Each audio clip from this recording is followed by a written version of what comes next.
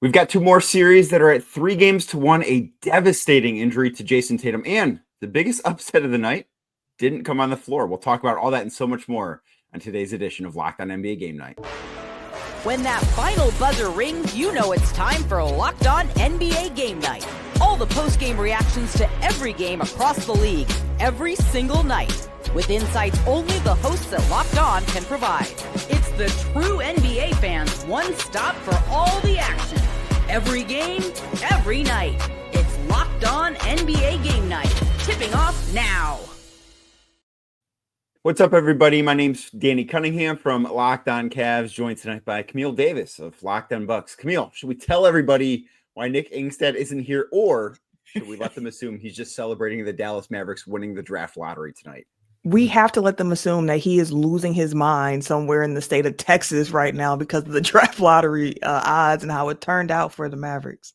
I think that's the correct answer. Maybe we hear a little bit from Nick later on in the show. We will get to the draft lottery results. We have 2 games to talk about, but first, thank you for making this show your first listen today and every day. You can find us anywhere you get your podcasts, Apple, Spotify, anywhere else. Make sure you drop us a 5-star rating, leave us a nice review, be a friend, tell a friend about the show. And if you're watching on YouTube, do us a favor, hit that thumbs up button for us, click subscribe, hit that notification bell as we get started here. In today's episode, brought to you by FanDuel, because right now new FanDuel customers can get $200 in bonus bets. Win your first $5 bet wins. That's $200 in bonus bets. Win that first $5 bet wins with FanDuel.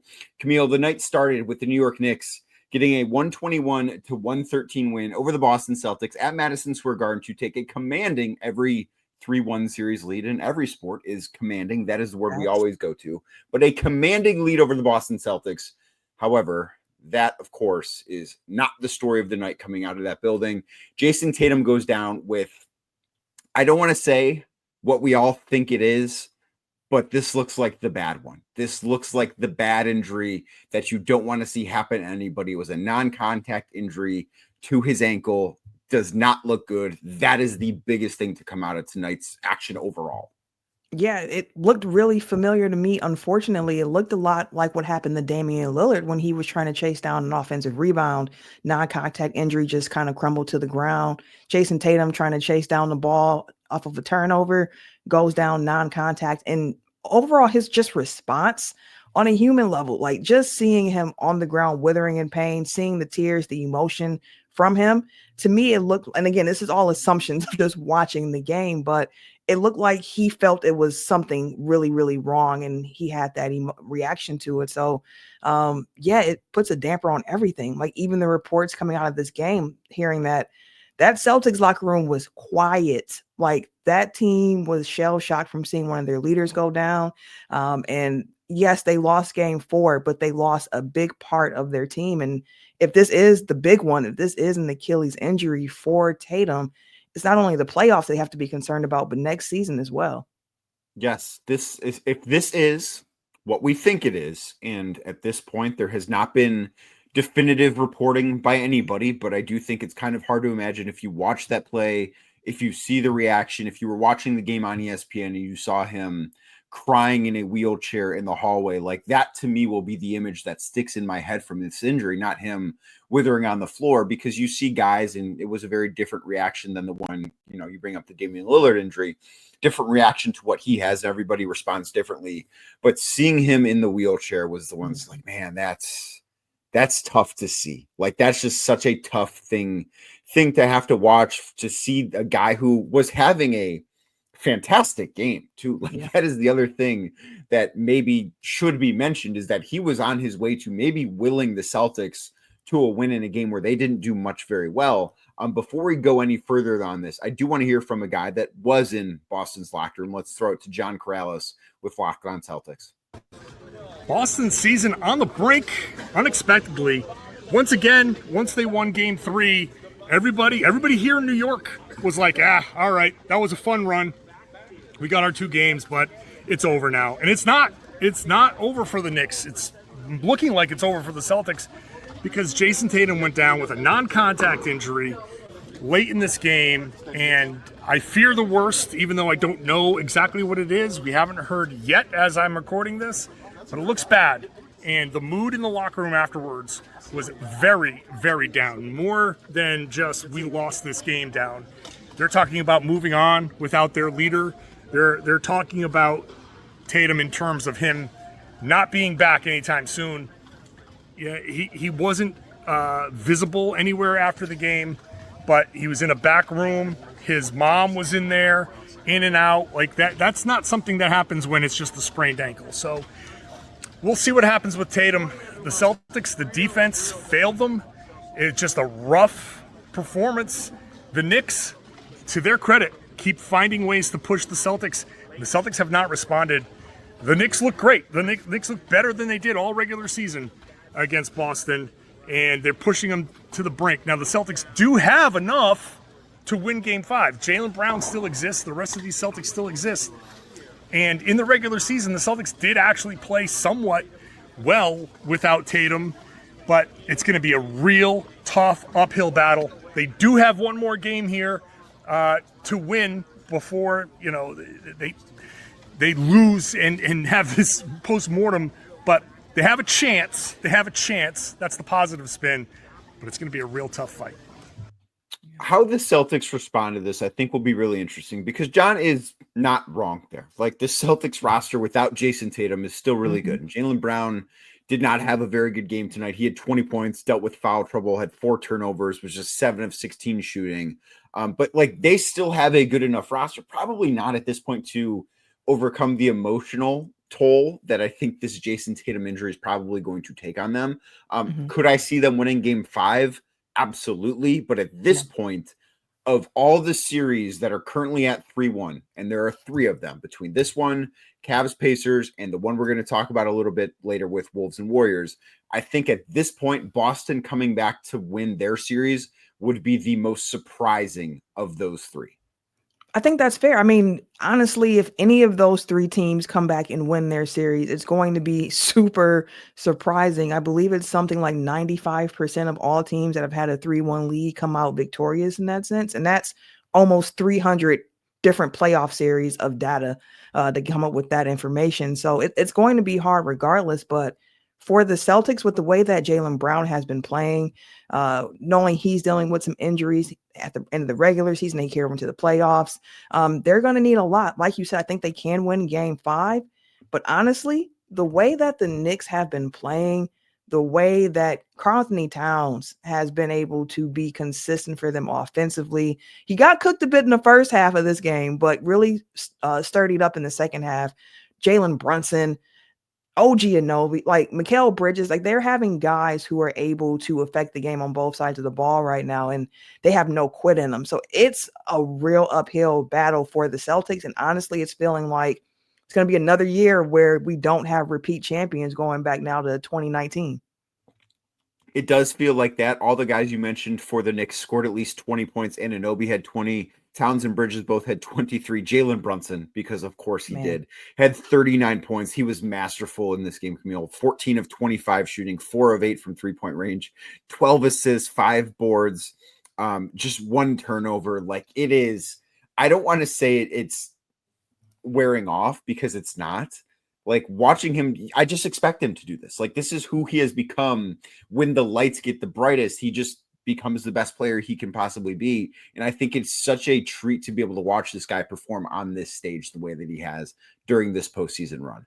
Yeah, Jalen Brunson might arguably have one of the best contracts in the NBA right now with his production level and what he's able to give you and what he's actually being paid right now. Like that's a steal for New York. And he has been the guy. He had a slow first half for the team, came on that third quarter, really got it going. And that's when him and Tatum were kind of dueling back and forth.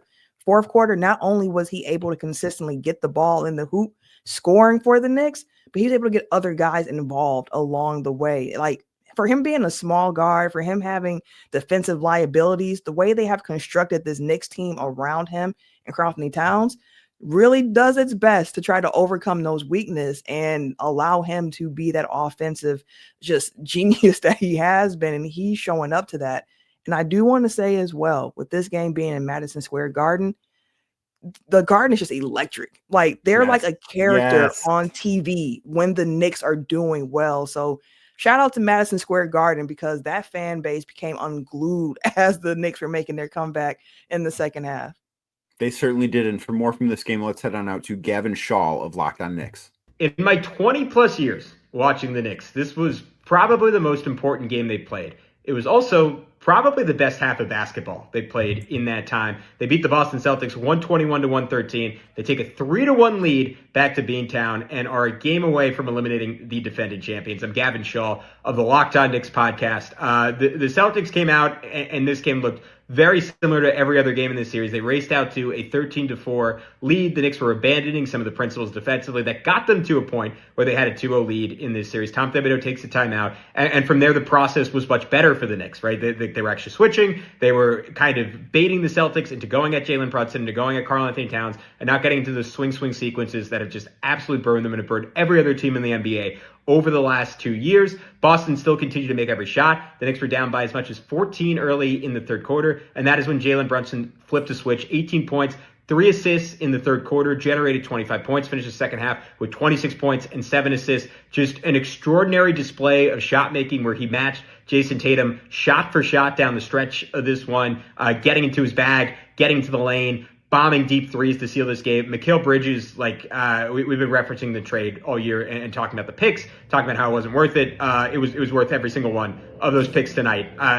Fourth quarter, 5 of 6, 10 points, going at Derek White, shooting over Kristaps Porzingis, shooting over Luke Kornet. Tough shot after tough shot. Incredible supplementary performances across the board. Cat, 11 for 12 on 2-pointers. Mitchell Robinson, 5 offensive rebounds in 13 minutes in the first half. OG Anunoby, exceptional two-way game, 20 points. Majority of them come in the second half. Incredible win for the Knicks. They're in great position to head to the Eastern Conference Finals for the first time since the 90s. It's incredible they've not been since the 90s. Yeah. Like, I knew that, but hearing Gavin say it out loud, I think makes it all the more crazy, I guess. Yeah, I saw someone framing it as in first time in a quarter century, the Knicks will be back. And I was like, man. But then to hear Gavin now say the 90s also has that weird juxtaposition in my head of the 90s were really that long ago. Does not make me feel good about myself, Camille. I'm Somebody telling born you, in that's the how I decade feel. does not make me feel good about myself, but the Knicks should certainly feel good about themselves as to the Minnesota Timberwolves. We're going to talk about their win over the Golden State Warriors in Game 4 of that series next, right here on Locked On NBA Game Night.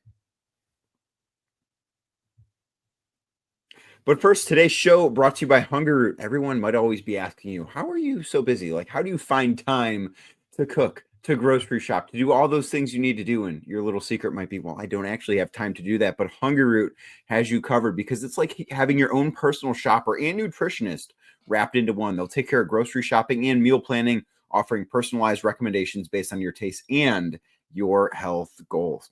Maybe you are on a diet that's gut-friendly, high protein, and you don't want to spend hours planning that sort of diet. Hunger Root has you covered there. Plus, they will tailor your orders based on what you liked or maybe didn't love in previous orders. Get smarter every single time. The meals come together in 15 minutes or less, giving you more time to work out, hang out with your family.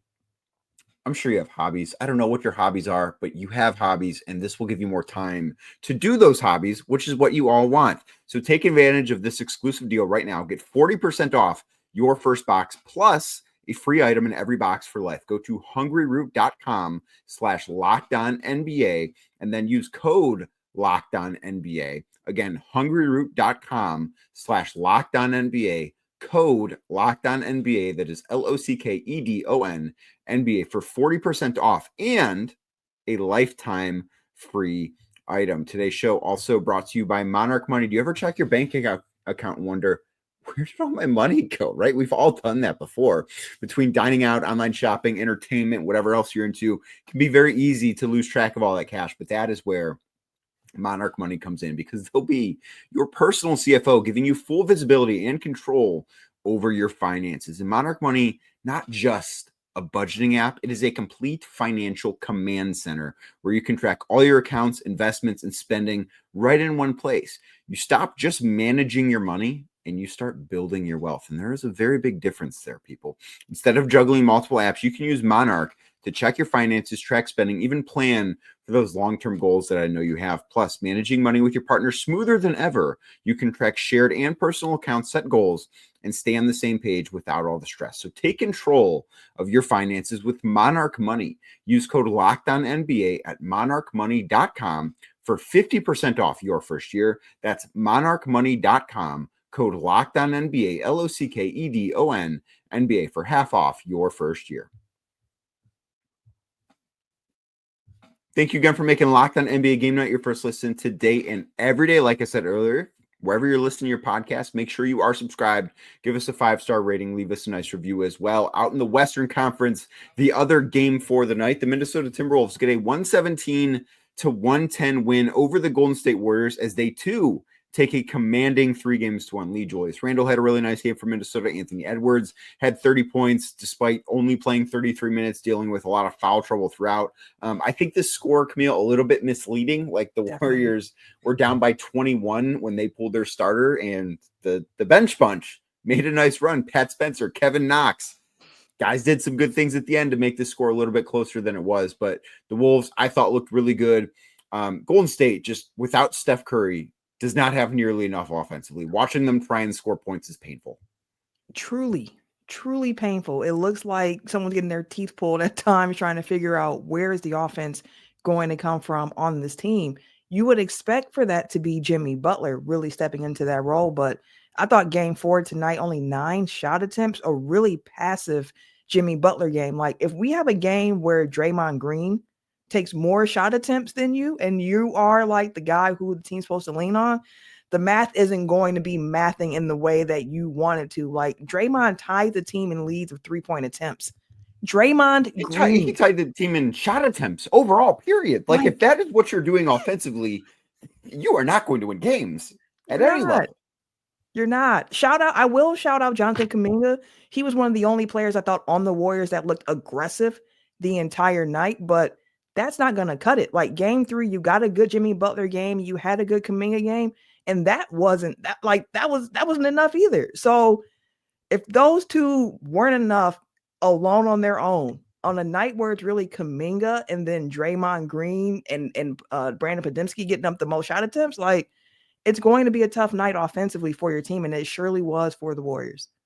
So this game, and the Wolves deserve a lot of credit for taking care of business, because that's what this is. I don't want to sit here and say, I'm super impressed with the Wolves, because they should be doing this to a Golden State team that doesn't have Stephen Curry. Like this should be the expectations here. They're very heavy favorites as soon as Steph hurt his hamstring. So I don't want to be like, oh, this is just crazy impressive, because it's not. They're taking care of business, and you deserve credit for that, but I'm not going to heap praise on them.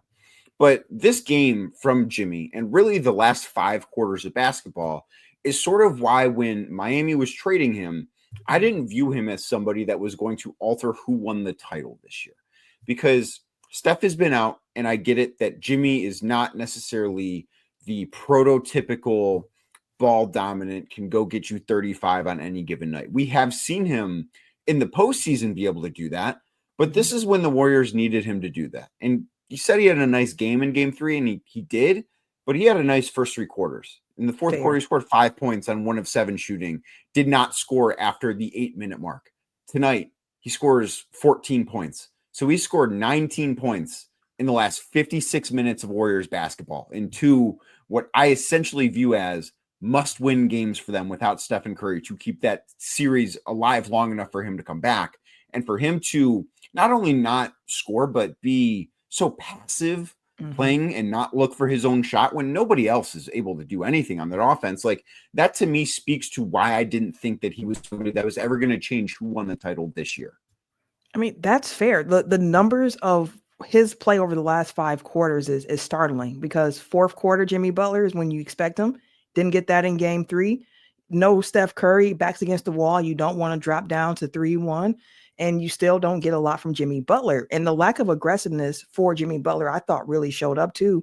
And even his free throws, because one thing about Jimmy Butler's game is he's known as being someone who can get to the free throw line. He might, stop the ball. He might dribble a lot, but he's going to find a way to generate points.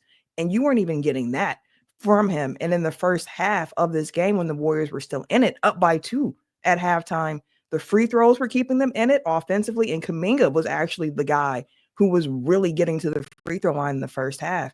And then second half comes, and here comes Anthony Edwards just starting to just take off in that third quarter. And the rest of the Wolves, it felt like, fed off that energy and kept rolling with them. So it's disappointing for the Warriors, I think, ultimately, because this all works with Steph Curry. If there's no Steph Curry, you don't really expect much. But the hope was that at least they could find a way to extend this series long enough for Steph to come back. Game 6 was like the target date for him, but we might not even get to game 6. If he doesn't play in game 5, I don't think he's playing in the series, because I don't see how the Warriors are going to go into Minneapolis against a Wolves team that, even with Steph, I think the Wolves are the better basketball team. And win a game, and like crazier things have happened. Crazier things happened tonight in the NBA world, and we'll talk about that in a second. But I don't see that formula, and I do think that this game probably changed when Ant hit the buzzer beater at the end of the first half, right? Like you mentioned, the Wolves were down by 2 at halftime, and they were down by 2 because Ant buried a 30-footer as time expired in the first half, because they were down by 5. And I think that was kind of the spark that they needed. I think that was probably the spark that he needed a little bit too. And then you saw him come out in the second half. He was better defensively, I thought, in quarter number 3 than he was at any point in the first half. Obviously, offensively took off. And I just think that was the moment. And most of these big games have those moments. And when I think of this game, I'm going to think, well, Ant hit that shot before halftime, and the game was totally different because of that play. Yeah, that's fair. That's fair. And I heard Ant after the game make mention of the fact that at halftime, Chris Finch was in the locker room telling them that y'all playing like some losers right now.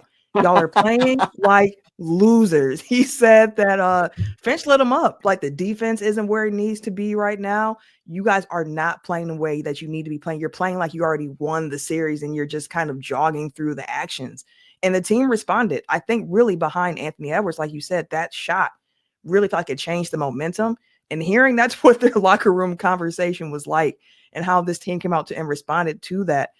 Anthony Edwards is someone who likes to be coached hard. He does not mind the criticism. It will fuel him to keep going, which you kind of expect from someone who likes to talk as much as Ant. So seeing him respond and the team really picking up that defensive intensity, like the Warriors had 6 turnovers at halftime. They had 6 turnovers in the third quarter alone. Like, the Wolves really ramped that pressure up, helped stall out their offense, couldn't get them in rhythm, and they took off because of it. Camille, before we move on to the draft lottery, is there a funnier insult than calling someone a loser in that setting? I don't know that there is. Like No, not in the hearing, locker room. trying to envision Chris Finch calling a team in the halftime of game 4 of a conference semifinal game, just going, you guys are playing like losers right now. I don't know that there's a funnier way to look at that scenario. No, unless you go back to like some more like random 90s terms that like, why are you calling me dweebs right now? What are we talking about? Like, why are we bringing out this lingo? But no, yeah, calling someone a loser in a locker room at halftime when you're down by 2, like, yeah, that's different. Objectively hilarious and objectively absurd that the Dallas Mavericks won the draft lottery. We're going to dive into that next, because of course we are, right here on Locked On NBA Game Night. But first, today's show brought to you by FanDuel Sportsbook. The NBA playoffs, well, they're in full swing. As you know, we've been talking about them all show, and every night delivers highlight-worthy performances, major momentum shifts, and can't-miss moments. Whether it's a game-winning shot or a breakout player, there's never been a better time to get in on the action. And FanDuel makes it easy to stay in the game both before the game begins and once the game has already started, with player props, performance trends, same-game parlays.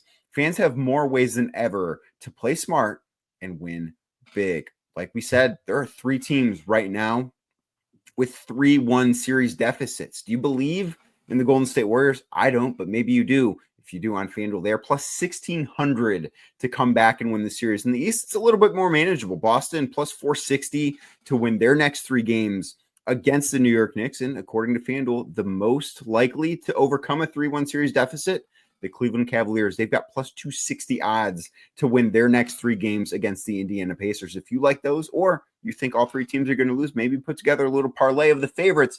I don't know what you think, but you could find a way to be a winner with FanDuel. So if you're new to FanDuel, it is the perfect time to sign up. Head to FanDuel.com. That is FanDuel.com and place your first $5 bet. That first $5 bet wins. You get $200 in bonus bets. Make every moment more with FanDuel, an official sports betting partner of the NBA. Thank you again for making Locked On NBA Game Night your first listen today and every day. If you're watching on YouTube, do us a favor. Hit that thumbs up button for us, click subscribe, and hit that notification bell because we're going to need to ask for the thumbs up before we get to Nick Angstad here. So the Dallas Mavericks, Camille, had, I believe, a 1.8% chance.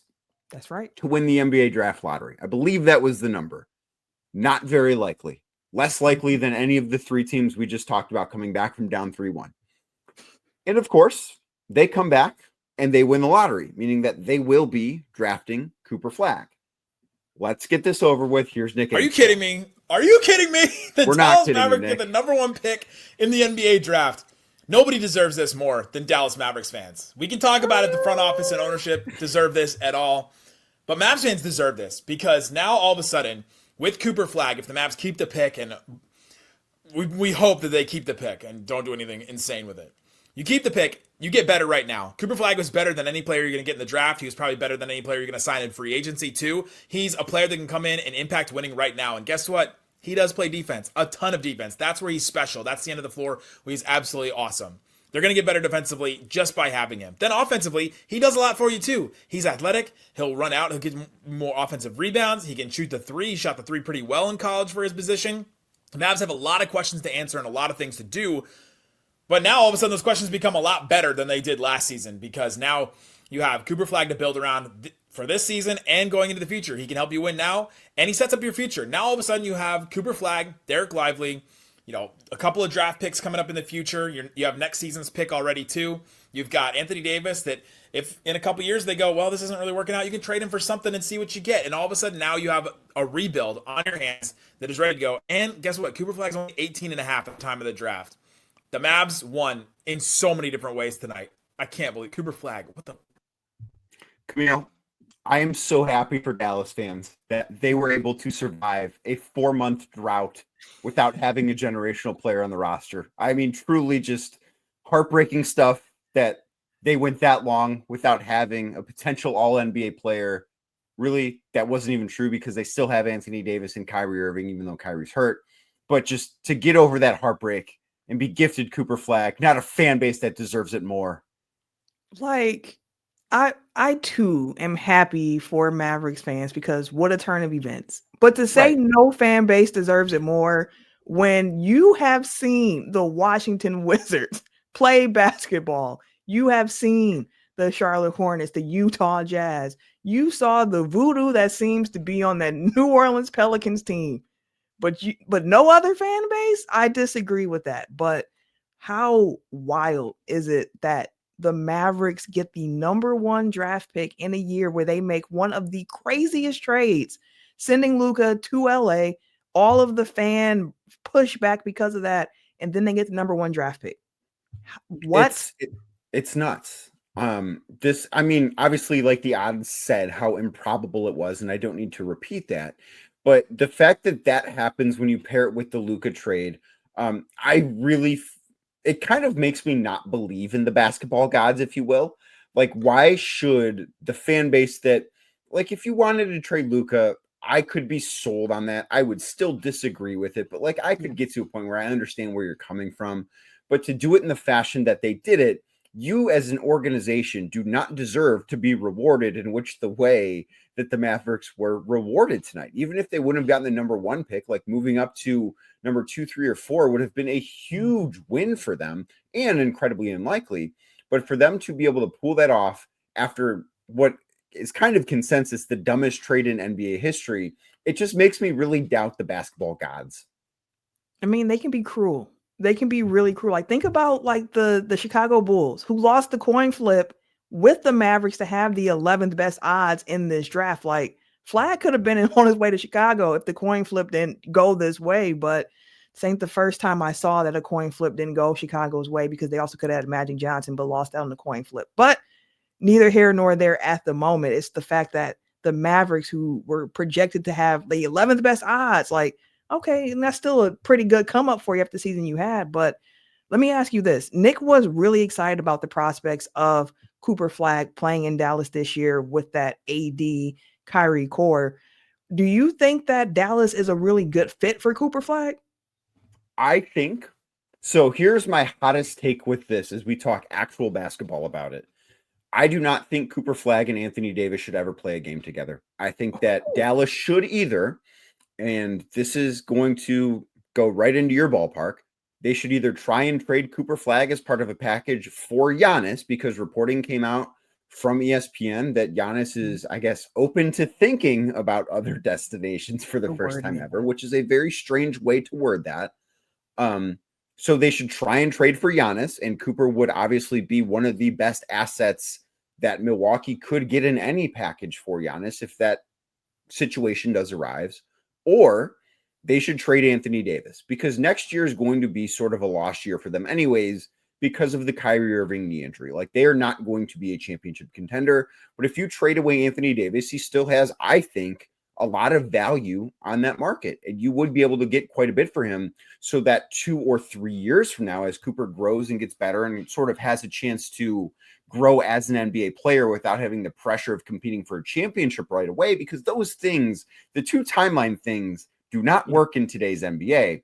So I would either trade Cooper and try and get Giannis, or I would trade Anthony Davis for the best package you can get and set up for a great future with Cooper Flagg. What would you do? Yeah, I mean, you weren't lying when you said it's a hot take. I think for the Mavericks, I can understand, like, you have an 18-and-a-half-year-old player who can be with your franchise for a while. Plus, the contract is going to be very manageable for them over the next couple of years. And with the way that the CBA is restricting things, being able to have talented players on those type of contracts is going to be super valuable for them. And I think that the experiment, I'll say, with Anthony Davis, Kyrie Irving could come to a quicker end than expected, because they do have Cooper Flagg. Like, I think that they will play games together this year, Anthony Davis and Cooper Flagg, if they go that route.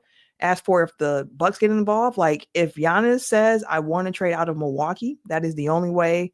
As Bucks, I'll be like, yes, do that trade. Get him out of here if he says it.